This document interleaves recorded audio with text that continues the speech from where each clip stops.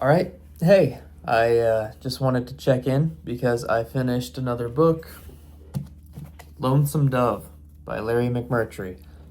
Um, this is a Western that takes place in the 1870s, and it is Stephen King's favorite book, which is the reason that I primarily chose for this to be my first Western that I ever read, even though it's a big, bulky one.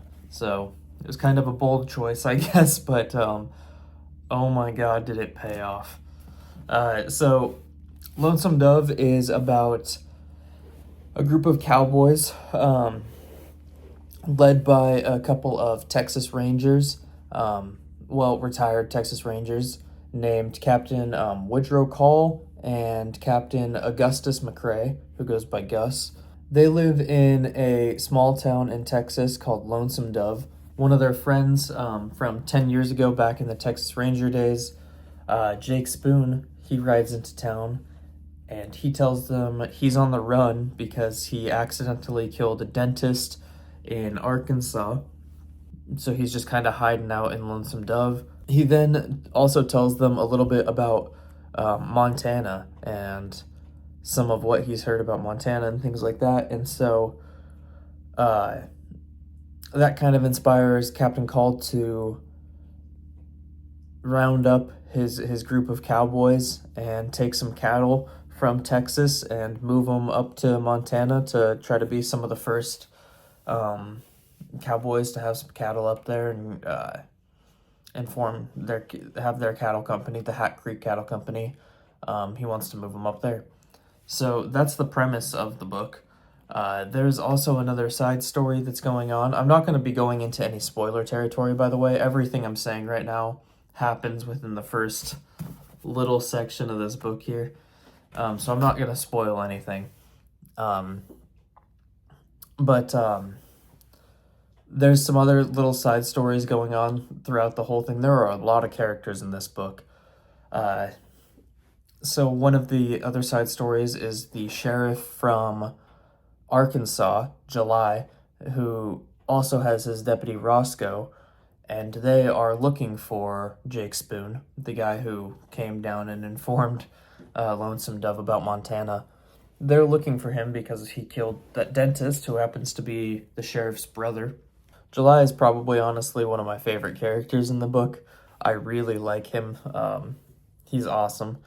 Another one of the little stories going on is there is an Indian chief named Blue Duck, and Blue Duck is notorious amongst the Texas Rangers, especially for being like a crazy, dangerous Indian. There's some confrontations and some things that are going on with Blue Duck that are interesting. Everybody has something interesting going on. And like I said, there are a lot of characters. This is very reminiscent for me of The Stand. It has a lot of characters that it's bouncing between that have very interesting stories. All of them kind of converge in one way or another.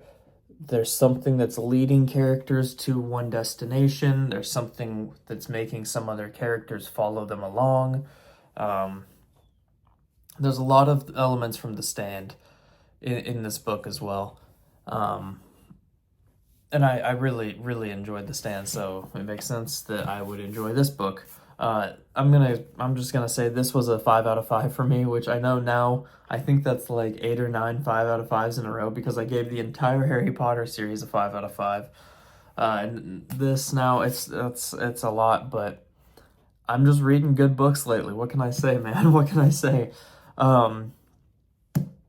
If all Westerns are like this, I have been missing out by not reading Westerns. It's got the Cowboys versus Indians stuff. It's awesome. It's full of character development. The characters are so real that it's insane. It is absolutely insane. It feels like Stephen King's characters, but without the impending doom. Well, that's a lie.